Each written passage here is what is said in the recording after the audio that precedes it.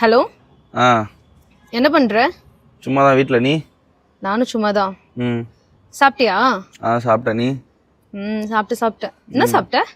சேமக்கிழங்கு வச்சு காரக்குழம்பு. சேமக்கிழங்கா? அது உனக்கு தெரியாதுரி. உங்கள் வீட்டில் என்னது? Egg rice.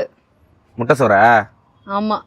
ம் அப்புறம் அப்புறம் என்ன? சொல்லு. என்ன? ம் ம் சொல்லு.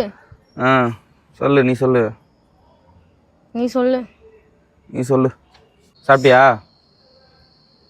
சாப்பிட்ட, நீ அதான் சொன்னல.